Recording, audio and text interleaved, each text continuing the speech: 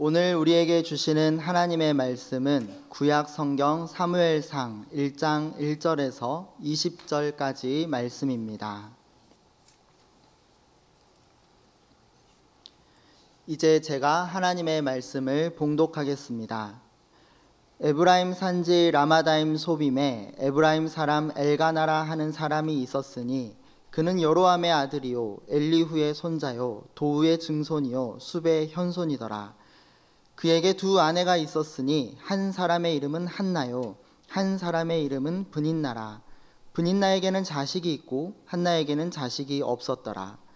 이 사람이 매년 자기 성읍에서 나와서 실로에 올라가서 만군의 여호와께 예배하며 제사를 드렸는데 엘리의 두 아들 홈니와 비느하스가 여호와의 제사장으로 거기에 있었더라.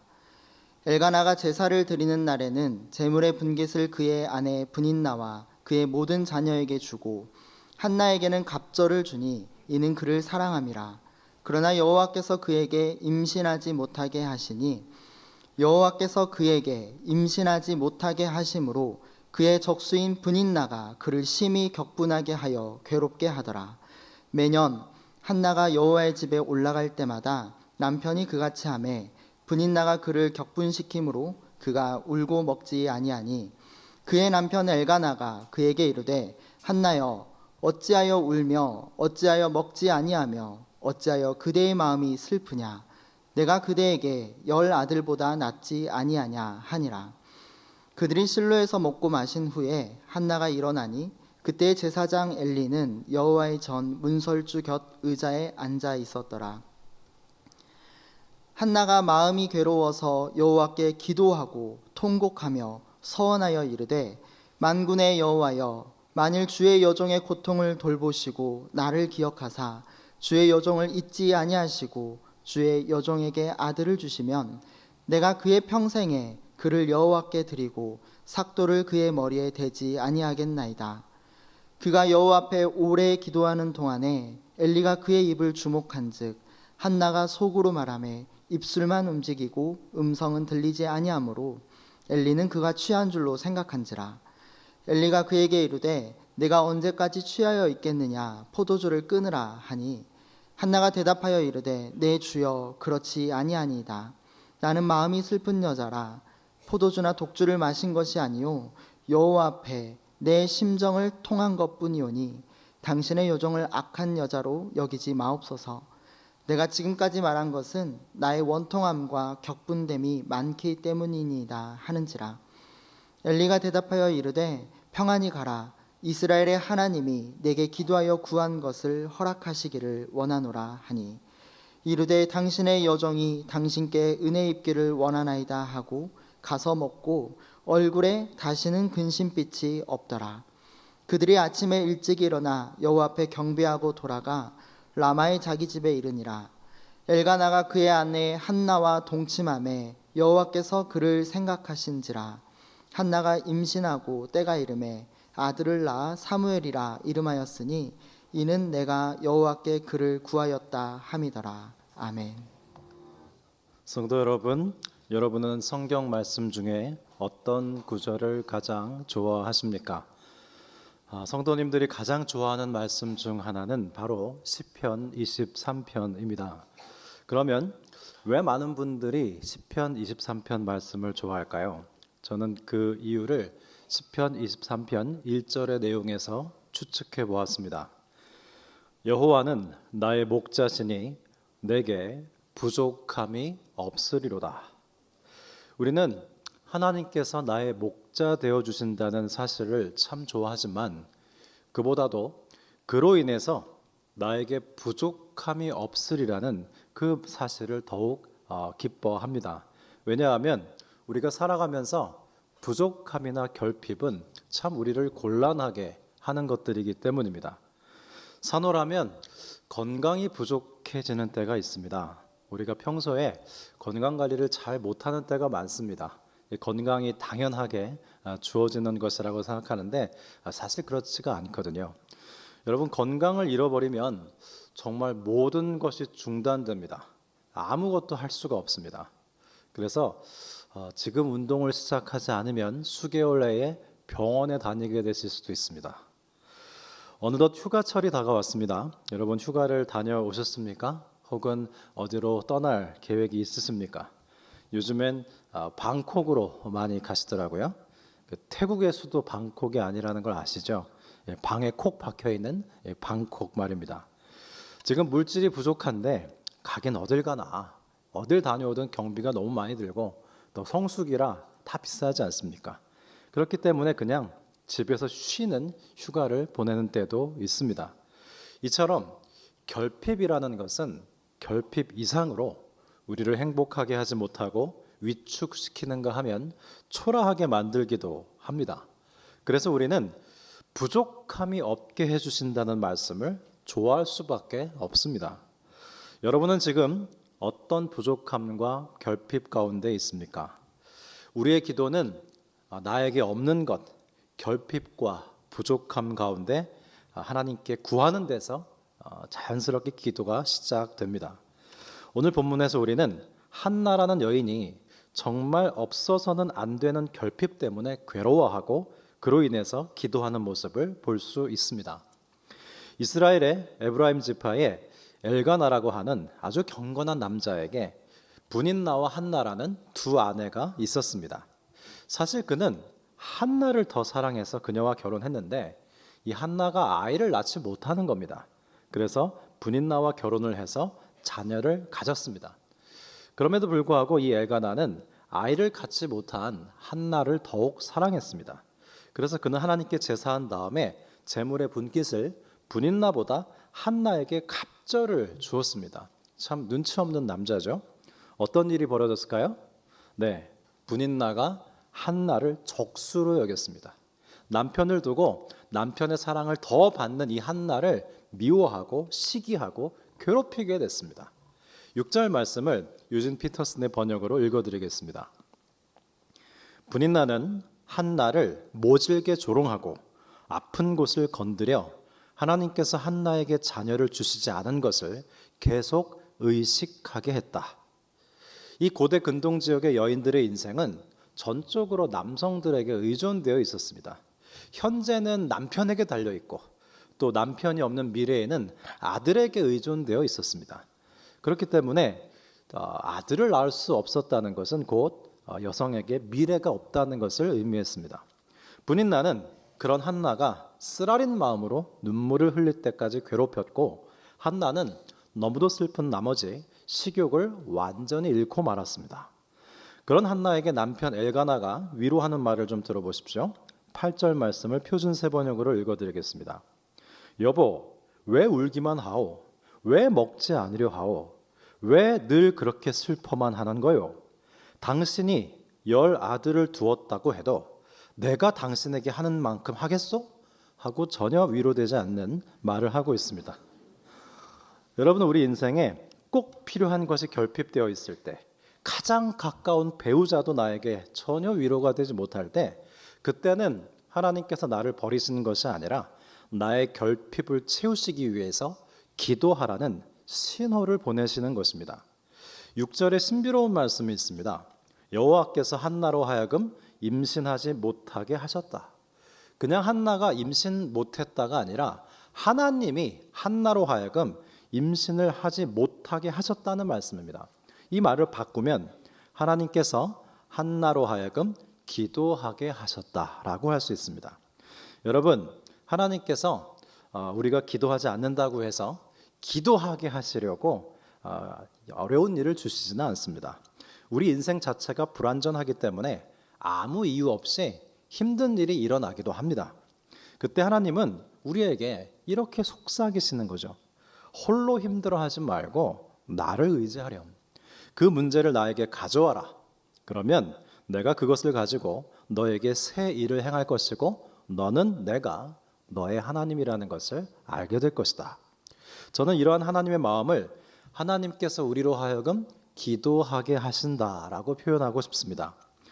여러분, 하나님께서 우리의 인생의 위기의 때나 중대한 시점에 기도하게 하실 때가 있습니다.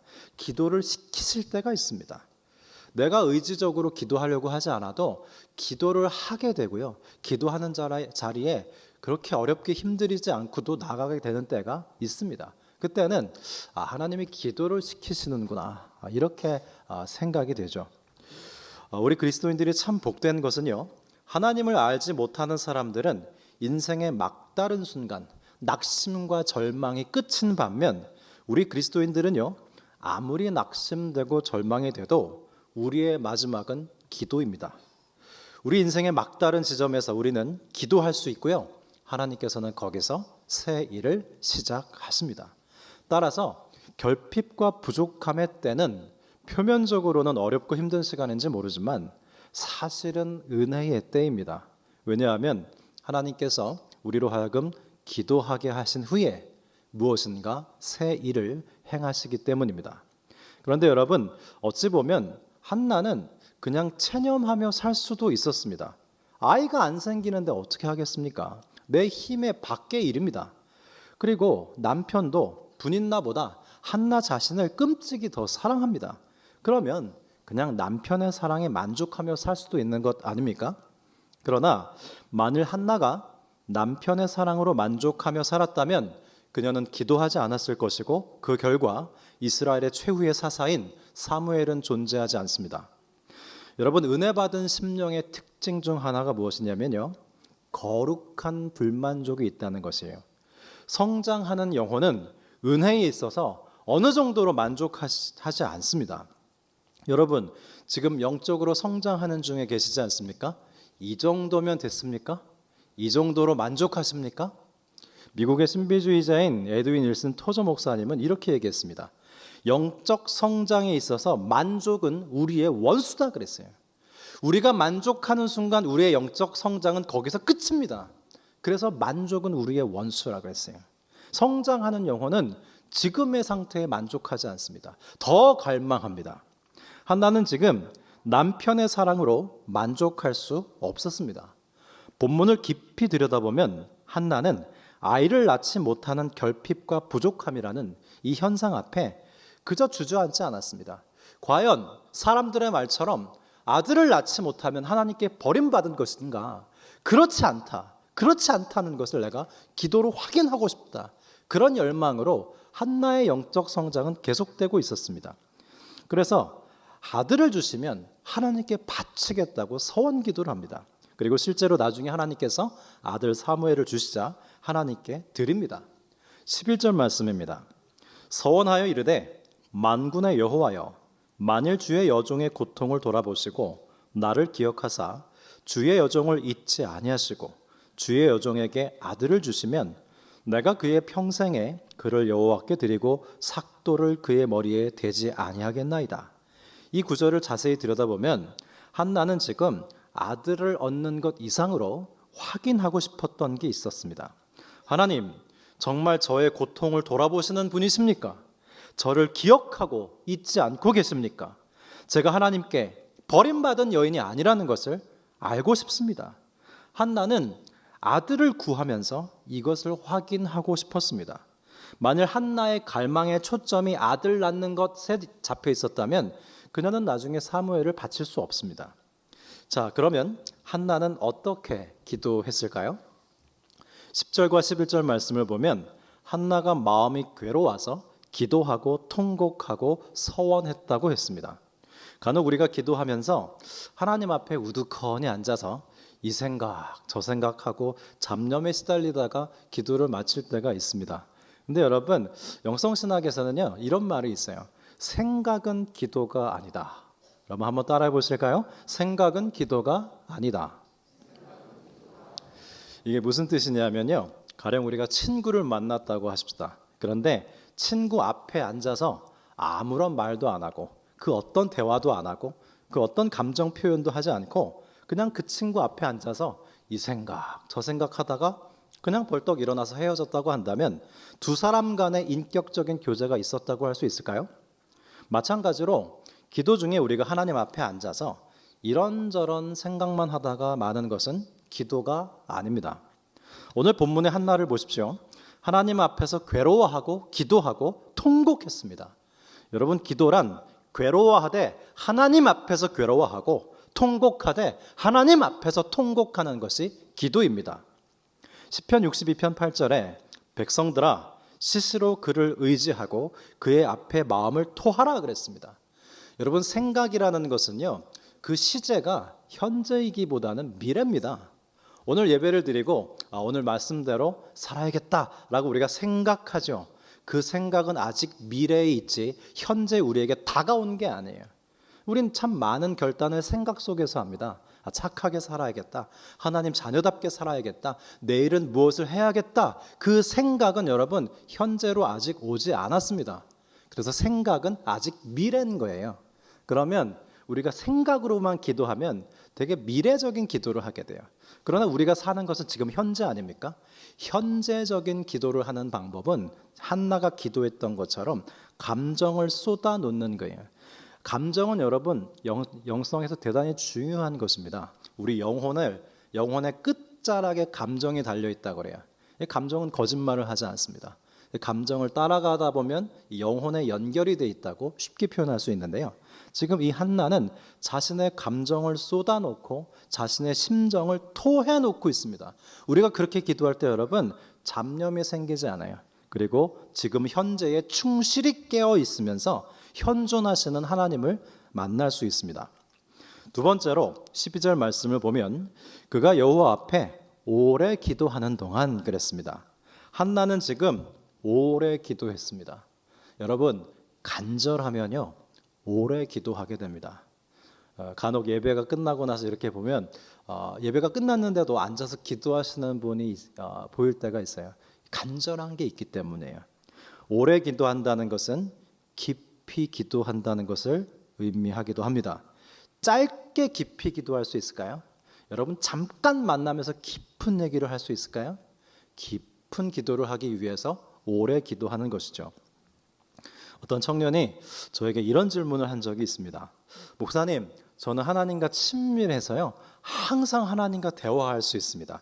저는 출근하는 중에도 하나님과 대화하면서 출근하고요, 퇴근할 때도 하나님과 대화하면서 퇴근해요. 하나님하고 저하고는 너무 가깝습니다.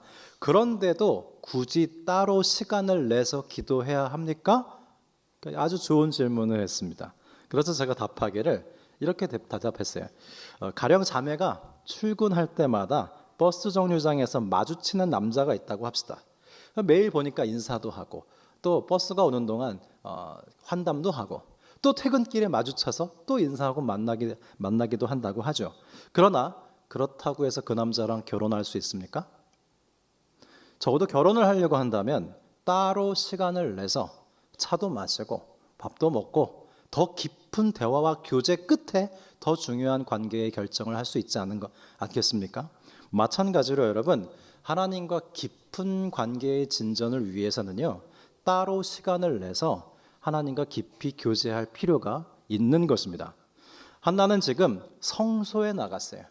시간과 장소를 구별해서 예배의 처소에 나갔고 마음을 쏟고 하나님 앞에 괴로워하며 결연한 의지로 서원도 했습니다. 그리고 하나님의 임재 안에서 하나님께서 주시는 확신의 응답을 받으며 깊이 기도하고 있습니다. 그렇게 깊이 충분히 기도하는 동안 무슨 일이 일어나고 있죠? 13절입니다. 한나가 속으로 말하매 입술만 움직이고 음성은 들리지 아니함으로 그랬어요. 일종의 관상의 단계에 도달한 것인데요. 이것은 뭐냐면 기도 안에서 나보다 하나님이 점점 더 커지신 상태입니다. 하나님이 제일 커지신 그 상태에 대면에 있을 때 우리의 입술은 줄어드는 거예요. 우리의 소리는 작아지는 거예요. 하나님의 음성이 커지는 시간입니다. 여러분 우리가 기도를 시작하는 시점에서는요 내가 더 크고 하나님은 작아요. 근데 우리 기도를 시작했어요. 내 욕망이 크죠. 거기서 하나님의 뜻은 잘 안 보입니다. 내 목소리가 크고 하나님의 소리는 작습니다. 그러나 기도를 더욱 깊이 진전시켜 나가다 보면 나는 작아지기 시작하고요. 하나님은 점점 커지기 시작합니다. 내 목소리는 작아지고 하나님의 음성은 점점 커지고요. 나의 말은 줄어들고 하나님의 음성은 점점 많아집니다. 그래서 결국 하나님께서 원하시는 것을 알고 나오는 게 기도예요. 참된 기도는 나로 시작해서 하나님으로 끝납니다. 우리는 짧게 기도하는 중에 나로 시작해서 나로 끝나는 기도가 참 많이 있지 않습니까? 그러나 기도를 오래 하면, 좀 깊이 들어가면 나로 시작해서 하나님께 도달합니다. 나의 뜻을 주장하는 기도를 시작했지만 나중에는 하나님의 뜻을 수용하고 마치죠. 이것은 오래, 깊이, 여러 번 기도할 때 일어나는 일입니다. 한나는 그렇게 생각이 아닌 주님 앞에 괴로워하고 주님 앞에 통곡하고 지정의로 기도하며 오래 깊이 기도하던 끝에 나로 시작해서 하나님으로 마치는 기도를 했습니다. 그러한 기도 안에서 하나님께서는 한나를 어떻게 빚으셨습니까? 18절입니다. 얼굴에 다시는 근심빛이 없더라. 한나가 하나님과 함께 오래 깊이 있는 시간을 갖자 하나님에 대한 신뢰가 그녀의 영혼 안에 가득 찼습니다. 그 결과 얼굴에 근심빛이 사라졌습니다. 그런데 여러분, 이것이 어떻게 한 번에 되겠습니까?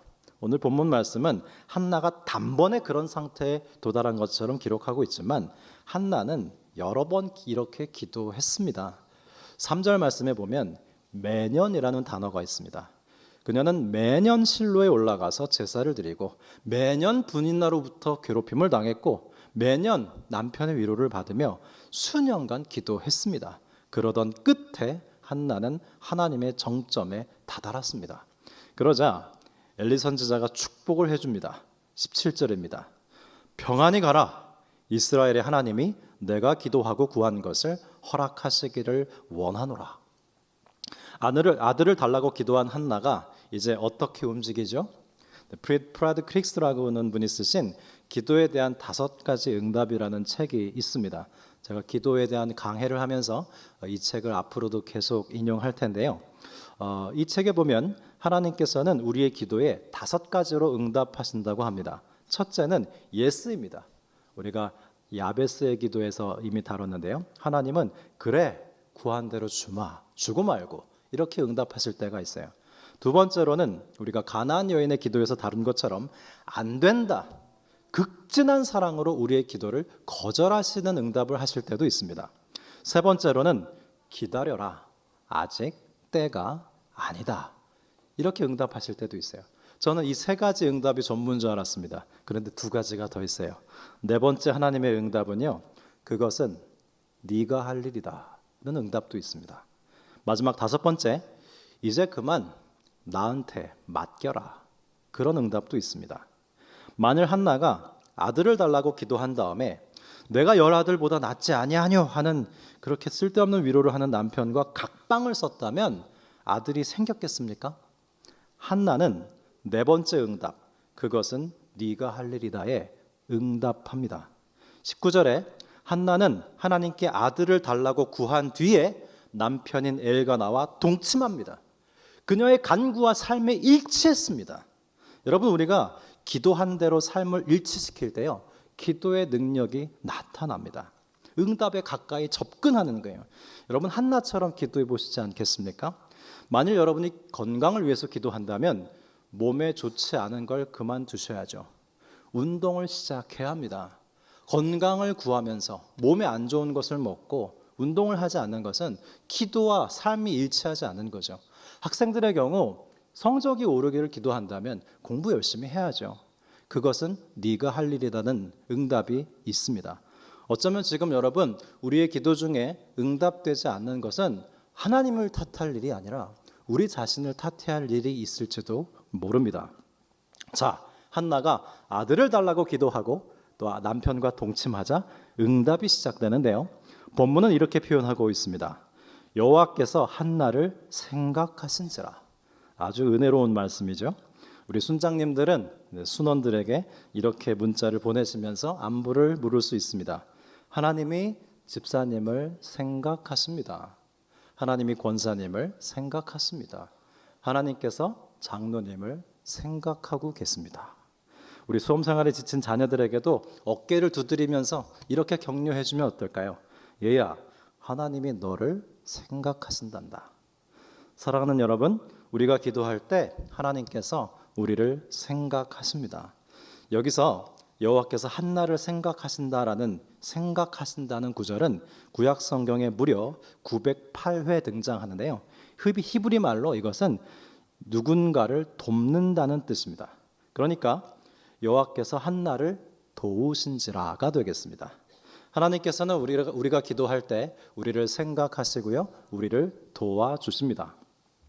여러분, 우리의 그 어떤 인생 문제보다도 하나님이 훨씬 더 크십니다.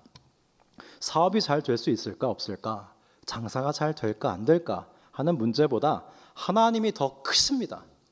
과연 건강이 회복될 수 있을까 없을까 하는 문제보다 하나님이 훨씬 더 크십니다.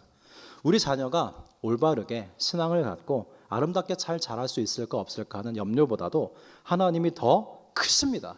그런데 우리가 기도하지 않으면요, 하나님보다 우리가 직면한 인생의 문제가 더 커 보이고요, 그것이 나를 압도합니다.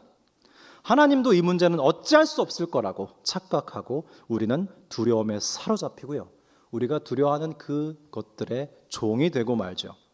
믿음은 하나님께서 일하시는 환경입니다. 우리가 기도할 때 하나님이 일하시기 좋은 환경이 조성되는 것이고요, 두려움은 마귀가 일하기 좋은 환경입니다. 우리가 기도할 때 두려움에서 벗어나서 비로소 하나님이 더 크게 보이기 시작합니다. 하나님께서 나의 모든 인생 문제를 선한 길로 인도하실 수 있는 전능하신 분이시라는 것이 믿어집니다. 너 결코라는 찬양이 있습니다. 가사를 한번 읽어드리겠습니다. 너 결코 용기 잃지 말아라. 주가 너와 함께 하시리라. 너 결코 용기 잃지 말아라. 주가 너와 함께 하시리라. 여기서부터가 되게 중요한데요. 너는 결코 작지 않도다. 너를 위해 이루신 주님의 능력을 보라. 너는 이제 약하지 않도다. 내 안에 계신 주님이 세상보다 크시기 때문이다. 우리 인생의 문제보다 하나님이 더 크신데요, 하나님께서 우리와 함께 하시기 때문에 여러분, 내가 직면한 내 인생의 문제보다 나도 더 큽니다. 지금 한나가 그것을 경험하고 있어요. 한나는 기도하면서 자신의 아들을 낳지 못하는 고통보다 점점 하나님이 더 큼을 알게 되었습니다. 동시에 아이를 낳지 못하는 문제는 나 자신보다 큰 문제가 아니라는 걸 알게 됐어요. 한나의 인생 문제 앞에 하나님이 더 크시고 하나님의 안에 있는 나 자신도 크다면 그럼 나도 할 수 있겠다 싶어서 그는 엘가나와 통침한 후에 사무엘을 얻습니다. 성도 여러분, 우리 인생에는 세 가지 중요한 질문이 있습니다. 첫째, 나는 누구인가? 두 번째, 어떻게 살 것인가? 셋째, 무엇을 위하여 살 것인가입니다. 그런데 이 세 가지 질문은 기도하고 응답받을 때 답을 발견할 수 있습니다. 한나는 처음에 하나님께 버림받은 사람인 줄 알았습니다. 아들을 낳지 못했기 때문에. 그러나 기도해 봤더니 아들을 낳건 못 낳건 상관없이 자기 자신은 여전히 하나님의 사랑을 받는 딸임을 알게 됐습니다. 자신이 누구인지 깨닫자 한나는 자연스럽게 어떻게 살아야 할지를 알게 됐습니다. 그래서 아들 사무엘을 하나님께 바쳤고요, 분인나에게 복수하지 않습니다. 그리고 그녀의 정체성에 맞는 삶을 살아갑니다. 나중에 한나는 하나님께서 주신 아들 사무엘이 자신에게 주신 아들일 뿐만 아니라 이스라엘의 사사시대를 마감하는 마지막 지도자라는 것을 알게 되죠. 그래서 그녀는 기도하는 국모로서 하나님을 위해 살아갑니다. 여러분, 우리 올해 주제가 더 드림, 하나님의 꿈인데요, 하나님의 꿈은 우리가 기도하고 응답받는 가운데 이루어집니다. 하나님께서 얼마나 좋으신 하나님이시냐면요, 한나가 사무엘을 하나님께 드렸잖아요. 사무엘상 2장 20절에 보면 나중에 하나님께서 한나에게 3남 2녀를 주십니다. 이것은 무엇을 의미하는가? 한나는 이제 자녀를 얻고 못 얻고 거기에 집착하는 인물이 아니에요. 그걸 넘어서서 하나님의 사람으로서 살고 하나님의 일을 하며 살고 하나님을 위해 사는 사람이 되었음을 의미합니다. 우리는 기도하고 응답받을 때 비로소 내가 누구인지 알게 되고 어떻게 살아야 하는지 알게 되며 무엇을 위해 살아야 하는지도 깨닫게 됩니다. 사랑하는 성도 여러분, 한나처럼 기도해 보시지 않으시겠습니까? 기도드리겠습니다. 하나님 아버지, 우리는 모든 피조물 중에 말씀과 기도로 창조주 하나님과 교제할 수 있는 유일한 존재입니다. 기도할 수 있게 하시니 감사를 드립니다. 기도할 수 있는데 무슨 걱정을 한단 말입니까? 우리의 가진 것과 능력이 우리 자신이라고 속이는 사탄과 세상의 속임수로부터 우리를 지켜주시고 우리가 하나님의 자녀라는 진리를 기도하고 응답받는 가운데 더욱 깨달아 알게 하여 주십시오. 그리하여 하나님의 자녀답게 살게 하시고 하나님을 위해 살며 세상에 끌려가는 것이 아니라 세상을 변화시키며 하나님의 꿈을 이루어드리는 하나님의 자녀로 영광 돌리게 하여 주옵소서. 예수 그리스도의 이름으로 기도드립니다. 아멘.